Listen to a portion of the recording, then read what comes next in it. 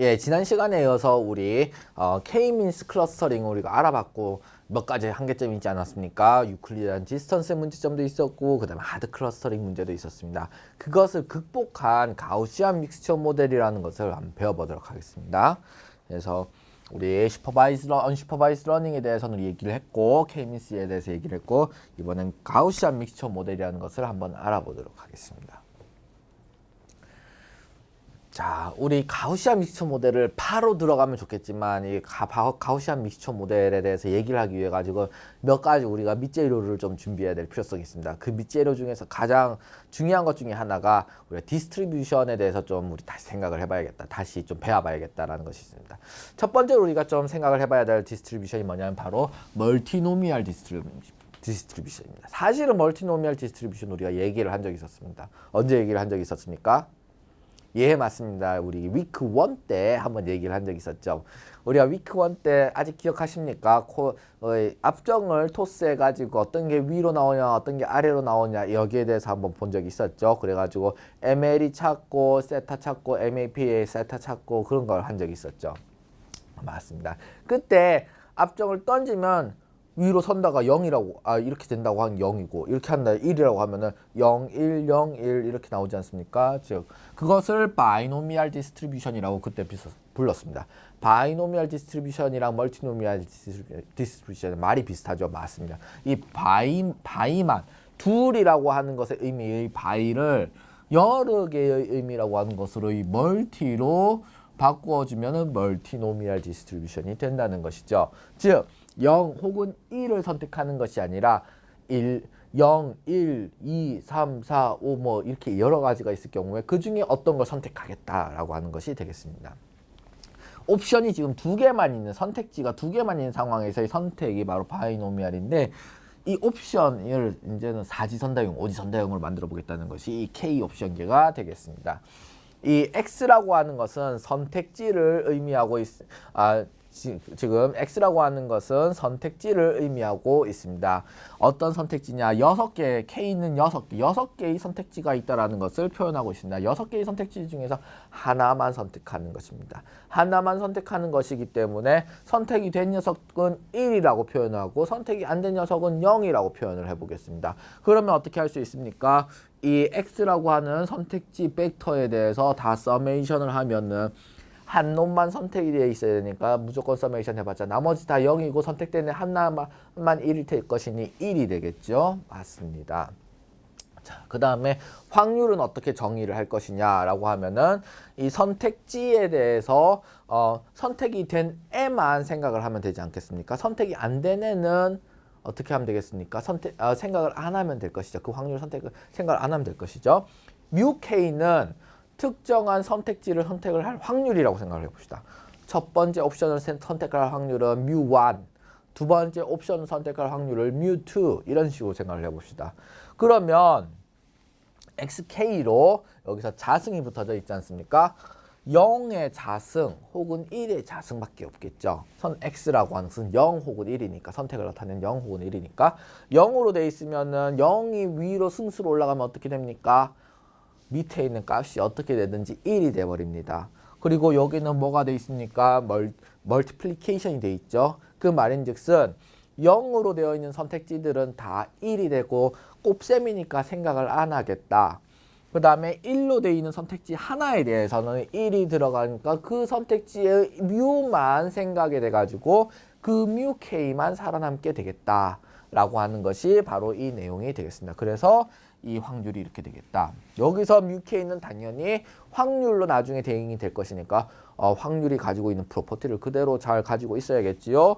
양수여야 될 것이고 그 모든 선택지에 대해서 서메이션 하면 1이 돼야 되는 그런 특성을 가지고 있을 것입니다. 이것은 바이노미얼 디스트리뷰션의 제너럴라이제이션 버전이고 이것을 바로 멀티노미얼 디스트리뷰션이라고 부르도록 하겠습니다. 이 멀티노미얼 디스트리뷰션이라는 것은 어떤 때 쓰일 수 있냐면은 지금처럼 데이터 포인트가 n개가 있는데 이 n개들이 각각 k개의 선택지를 가지고 선택을 한다라고 했을 때 아주 잘 활용될 수 있습니다. 예를 들면 기본 데이터 셋이 D가 있는데 이 D라고 하는 것은 모두 n개의 셀렉션 되어 있는 어떤 옵저베이션을 가지고 있다라고 하는 D가 되겠습니다. 그것에 대해서 우리가 멀티노미얼 같은 걸로 모델링을 할 수가 있는 것이죠. 자, X라고 하는 것이 뮤라고 하는 알 수 없는, 그때는 우리 세타라고 불렀죠. 파라미터. 지금은 뮤라고 부르겠습니다. 뮤라고 하는 것이 기분인 상황에서 X라고 하는 데이터 포인트를 봤다라고 하는 내용이 되겠습니다. 즉, 요 뒤에 있는 부분은 어떻습니까? 요 뒤에 있는 부분은 여기에 멀티노미얼 디스트리뷰션의 정의랑 동일하죠. 대신에 n이라는 게 더 들어온 것이죠. n이라고 하는 것은 개별 데이터 포인트들 아니겠습니까? 즉 이것을 여러 번 하고 그것의 조인트를 보겠다라고 하는 것에 불과합니다. 곱셈이 돼 있으니까요. 그쵸? 자, 이렇게 돼 있는 상황에서 우리가 이 멀티플리케이션이라고 하는 것을 다시 생각을 해보면 이게 승수로 올라가면 어떻게 할 수 있습니까? 예, 맞습니다. 우리가 덧셈으로 시그마로 바꿀 수 있죠. 승수로 올라가는 순간 이거를 여기 있는 시그마로 이렇게 변환시켜 줄 수 있을 것입니다. 이렇게 시그마로 이렇게 변환을 해주면 뒤에 있는 시그마 XNK를 우리가 MK라고 생각을 하고 이런 식으로 축약을 해가지고 표현을 할 수 있겠다라고 하는 내용이 되겠습니다. 자, 그러면 여기까지 한 상황에서 뮤K를 어떻게 찾으면 좋을까라고 하는 부분이 있습니다. 자, 우리가 데이터 포인트, 그러니까 어떤 N개의 셀렉션 정보를 받았습니다. N개의 셀렉션 정보를 받았는데 K 옵션, 그러니까 사지선다형 문제가 25개 있었다는 거면 그러면 N이 25이 되는 것이고 사지선다형은 여기 있는 K가 되는 것이 4가 K가 되는 것이죠. 그 25개의 옵저베이션을 받았는데 그러면 이 확률을 뮤라고 하는, 그때 우리는 세타라고 불렀고 지금 뮤라고 하는 파라미터로 표현을 해야 된다는 것이죠. 그 확률, 개별 선택지를 선택을 한 확률은 어떻게 될까? 그것을 우리가 어떻게 생각을 하면 되겠습니까? 예, 맞습니다. 마찬가지로 MLE, MAP 다 할 수 있습니다. 우리 한번 MLE에 대해서 알아보도록 할 것인데 MLE는 어떤 것이 되겠습니까? 예, 맞습니다. 주어진 파라미터에서 선택지가 나올 확률을 맥시마이즈 시켜주는 것이 바로 MLE가 되겠습니다. MLE 에스티메이터가 되겠습니다. 즉, 요것을 맥시마이즈 시켜줘야 되는데 근데 좀 문제가 있습니다. 어떤 문제가 있습니까? 여기 뮤K에 걸리고 있는 그런 제약 조건이 있죠. 이 제약 조건을 감안한 이런 MLE를 계산을 해봐야겠다. 이게 바로 이런 식으로 풀어볼 수 있습니다. 우리가 예전에 서브젝트가 있는 경우에 그것을 우리 옵티마이즈 하려고 하는 목적 함수 수식 요거 하나만 있다라고 하면 그냥 미분해서 이퀄 제로로 두면 됩니다. 우리 방금 K-민스 할 때도 그렇게 했었죠. 근데 지금 문제는 뭐냐면 이 서브젝트 파트가 있다는 겁니다. 이 제약 조건 파트가 있다는 겁니다. 이 제약 조건 파트가 있는 경우는 어떻게 하면 좋을까? 그때 쓰는 것이 바로 라그랑지 메소드가 되겠습니다. 사실 라그랑지 메소드 이 SVM 할 때 우리가 했던 부분이죠. 그래서 이 라그랑지 메소드를 쓰려고 하는 것인데 그러면 먼저 라그랑지 펑션을 만들어야겠죠. 라그랑지 펑션 라지 L을 만들어 줍니다. 어떻게 만들어 줍니까? 예, 맞습니다. 여기에 라그랑지 승수를 곱셈을 한 다음에 그것을 목적 함수에 플러스 시켜주는 형태로 만들어주게 되어 있죠.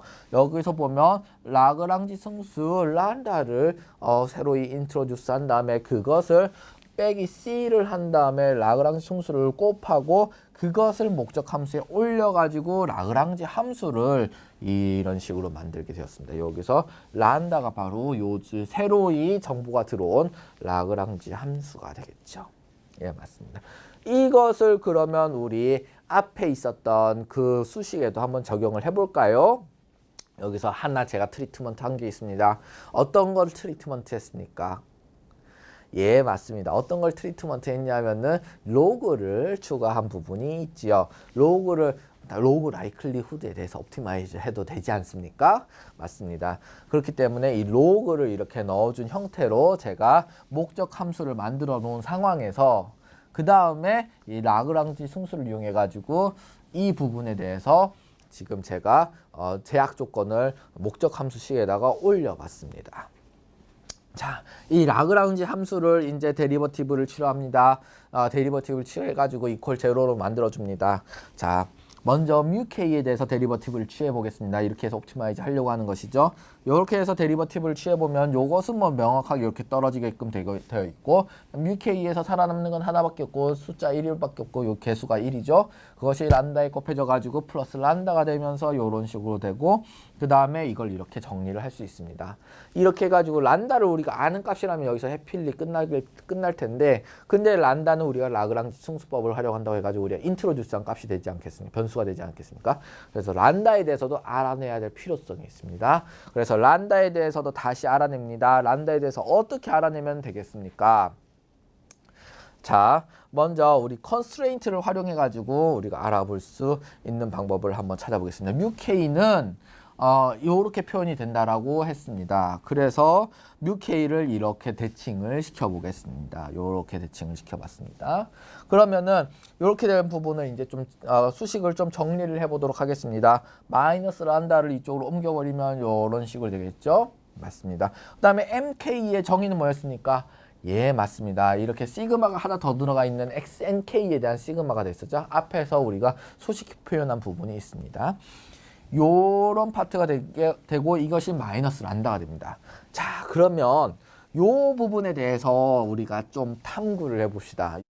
자, 생각을 해보면 여기 XNK에 대해서 두 개의 서메이션이 걸려 있습니다. 시그마가 걸려 있습니다. 하나는 뭐냐면은 모든 선택지에 대해서 시그마를 하는 부분이 있고, 다른 하나는 개별 선택지마다 모든 데이터 포인트들이 선택이 됐나 안 됐나를 서메이션 하는 부분이 있습니다. 즉 뭐냐면은 우리가 사지선다형 25문제가 있다고 칩시다.